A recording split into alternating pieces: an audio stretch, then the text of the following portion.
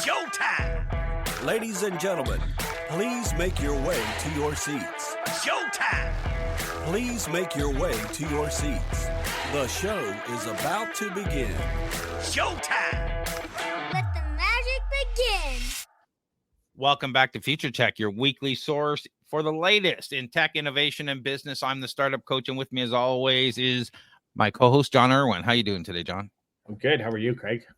I'm doing wonderful. We've got a lot to talk about today, and I think the first thing we're going to talk about is how sonic waves speed up the brewing process. How does that work?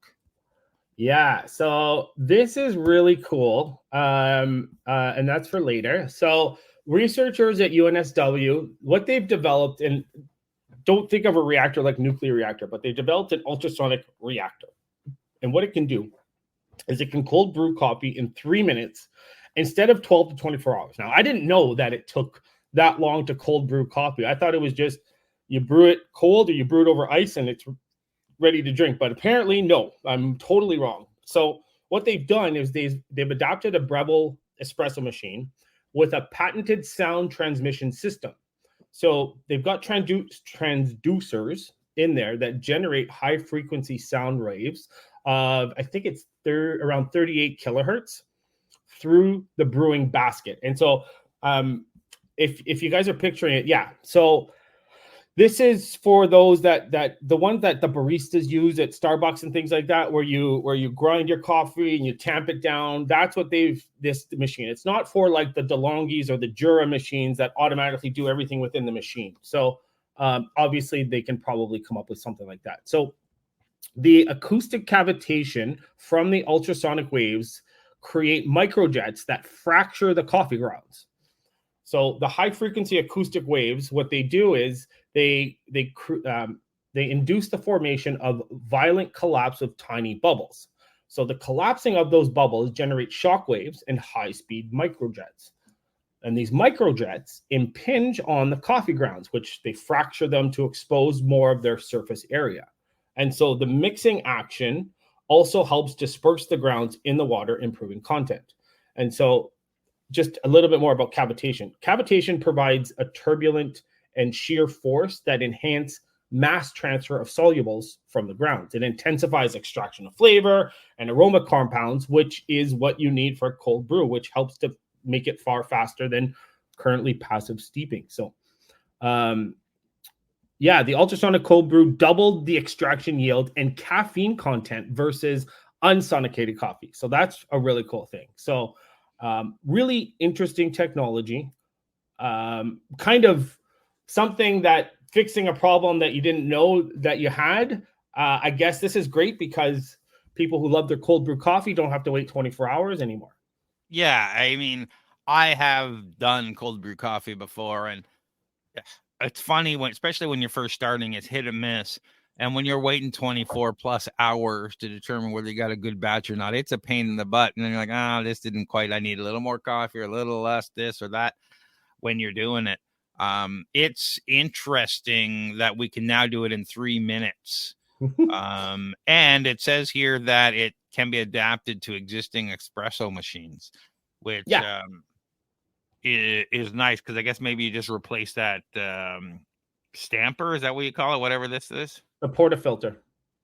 Oh, it's a portafilter. Okay. The stamper is, I guess, the thing the tamper, the tamper. I think you would have to get a new portafilter with the horn and transducer. And horn, Yeah, where you're seeing there now. Yeah. So the filter basket. So the thing is, I don't know, is if we're looking at this diagram, does it just magnetically attach onto the side of the portafilter? It can't go through it, right? Because then it would block the grounds. So it looks like it's interesting to see. But there's the transducer. It probably sends the waves through the horn, which sends it through the coffee grounds as you're brewing. Yeah, and it looked interesting. We were playing a little video there that kind of showed some of the stuff, but most of it was the person talking, so you didn't get to see it really. How exactly do the sound waves speed up the process? Like, what is the chemical reaction to say that, changes from 24 hours to 3 minutes? Yeah, so getting into a little bit more detail into that. So these are high frequency sound waves. And what they do is they induce the formation of tiny bubbles in the coffee water mixture as it's brewing. And then what happens is these bubbles grow over multiple sound wave cycles, and then they eventually become unstable and violently collapse. And so the bubble collapse, it results in micro shock waves and high-speed jets of liquid impinging on the coffee grounds. And the agitation and impacts fracture the solid coffee particles, which increase their surface area exposed to the water, which is what you want. So the mixing also helps disperse the grounds uniformly, which improve contact with the solvent. And the violent collapse of the bubbles, it generates turbulence that enhance diffusion and mass transfer of coffee solubles into the water. So the energy, the sound energy accelerates extraction by intensely mixing on a microscopic scale, not quantum scale, and fracturing the coffee particles themselves, which intensifies the coffee water interaction, which helps for faster steeping. And I guess this leads to on-demand cold brew, where, rather than having to brew it 24 hours, being a person who spends a lot of time in a coffee shop, like if you haven't watched them do it, they just dump a whole bunch of coffee in a big bucket, literally a big bucket, and they fill it full of water, and 24 hours later they filter it out, and that you got your coffee. Yeah. It's fun, like you see this at Starbucks and all these places. That's how they do it. So it'd be nice to do this on demand. So yeah, I'm concerned about this part here that says, talks about their sensory analysis and send it to, I guess this is in Australia. So the Queensland Alliance for Agriculture and Food for a sensory analysis. I guess that's a taste and smell test. So 3 samples were sent: a cold brew sonicated at room temperature for 1 minute. The second was sonicated for 3 minutes. And the third was a regular 24-hour steeped at 4 degrees Celsius without sonication. So the research evaluated the example of the aroma, texture, flavor, aftertaste, and attributes. They found that the 3-minute sample provided a similar dark chocolate aroma and aroma intensity to the 24-hour cold brew, but slightly more bitter. Yeah. So I'm a little concerned that it doesn't say it tasted better, because I know. And so based on some of the preliminary research I did, the problem that they have to overcome, it's just obviously a hurdle, is in the fact that they need to figure out the right amount of time to the right amount of time to expose this to the ultrasonic waves, because yes, there's the overbrewing problem that they seems to be happening with this extraction method. Yeah, and the reason people do the cold brew is to remove the bitterness of the coffee, right? That's the whole. And so if it's more bitter, you gotta wonder, we want to get to the point where connoisseurs are saying, yeah, this is actually better, versus, hey, it's not as good, so I'd rather have the 24 hours. Because are your cafes going to say, we're going to go to this product that's not as good? Yeah. You know what I mean? Yeah. The thing is all they need to do, I think, and maybe they can't optimize it, but they need to optimize the timing and power of the ultrasonic process to prevent the over extraction and the bitterness. Maybe so. The flip side of this is maybe there is no optimal power and timing for this. Maybe doing it faster, you're always going to get some bitterness. Who knows? But it's cool for those that aren't real true coffee connoisseurs and do like triples in their cold brew. That'll be great for them. Are there other downsides besides, maybe the slightly more bitter, as we mentioned, to using this versus traditional cold brewing?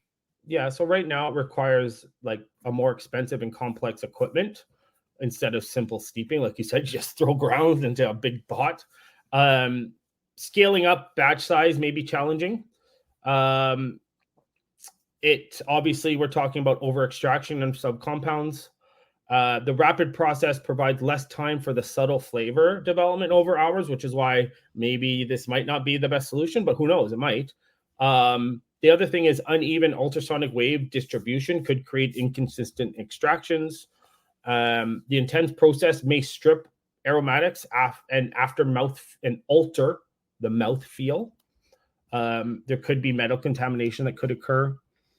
The high frequency sound itself is not audible, but inaudible ultrasound at high decibels may present health risks. You never know. So they're going to have to do more testing on this for sure.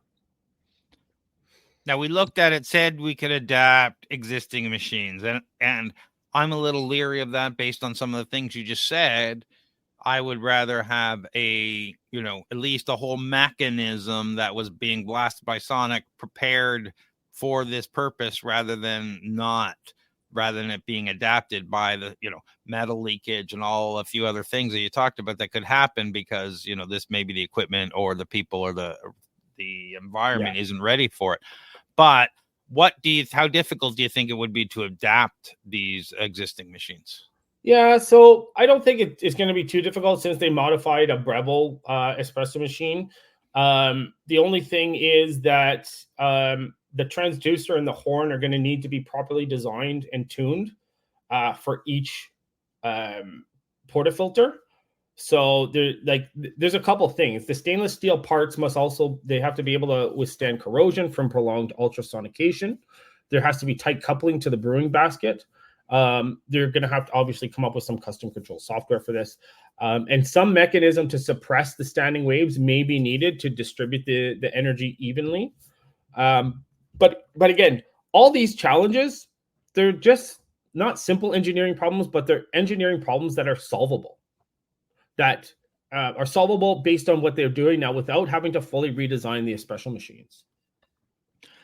And it says here the new setup has the capability to double the extraction yield and caffeine concentration compared to unsonicated samples. That's definitely a plus for some people. Yeah, maybe that's the route they go. So it's a little bit more bitter, but you get more caffeine content out of it.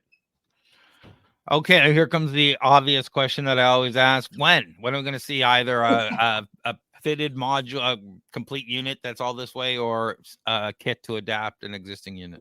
Yeah, so as we can see, based on the video and the pictures, the technology is still in the early research stage. It's only been demonstrated at the lab scale. So I'm guessing commercialization will take a few more years. Now, not as long as 10 years. I'm guessing 3 to 5 because, and it could be even quicker if they get Breville or DeLonghi or someone on board and partner with them to continue with the development. And because obviously Breville probably has a lot of experience in designing their machines, which they could bring to the table. So the companies will need to optimize and engineer the technology into consumer appliance form. So maybe 3 to 5 years. But the thing is the safety testing, regulatory approvals, because you're not just building a new espresso machine. You're building a new espresso machine with ultrasonic waves. So think of it like building the first microwave kind of thing, right? So although they're not as damaging, we don't know what the impact could be long-term and things like that. So I'm guessing the other thing too is it took them 4 years to get from initial idea to a published paper. So I guess maybe if I'm going to take a guess, you know what? I'd say maybe 5 to 10 years before it becomes mainstream. Again, all these 5 to 10 years. So we're going to have to revisit all of these and go back 5 to 10 years from now and see how accurate I am. Yeah, and we had a comment here, coffee delivered faster, like a microwave for coffee, just as you were mentioning. It's like a microwave. Yeah, exactly. Okay, that's great. 5 to 10 years, typical answer. Are there any health concerns with ingesting coffee? Like it says, it literally changes the structure of it. So, now we're ingesting coffee that was created using these high frequency sound waves. Is there health concerns? Do we need to test? Yeah, so the ultrasonic waves themselves, they're inaudible, but can cause damage at high intensities. But the units are sealed. So apparently the ultrasound does not directly contact customers. there could be leaching of metals like aluminum or stainless steel into the coffee from the ultrasonic reactor. There could be pulsable leaching of plasticizers or other chemicals from tubing components. There's high localized heat and pressures from acoustic cavitation that could theoretically, like you said, produce new compounds not found in conventional coffee. The rapid extraction may pull out higher levels of undesirable or toxic compounds, like polyphenols and things like that. So the micro aeration of the coffee during the ultrasonication may elevate oxidation and rancidity over shelf life. So, and byproducts, we don't know what the byproducts could be. So there's a lot. There's a lot of safety concerns, even in brewing coffee, right? That we have to look into.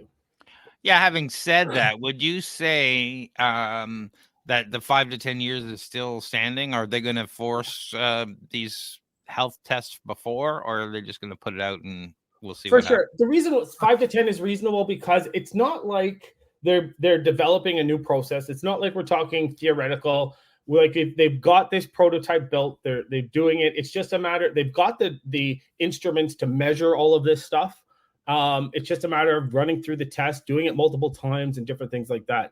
Like we talked about earlier, the challenges are not challenges that new engineering needs to be developed for, right? It's regular engineering that just needs to be applied to this, and then knowing that it's regular instruments and devices to measure things that just need to be used properly, calibrated properly, and tested. Any last words before we move on? No, it's really cool. I like this article. It's a little future tech, but it's future tech as it relates to what everyone drinks almost every day is coffee. So I like it. Wow, that was amazing. And it's all just like that. See you later, alligator.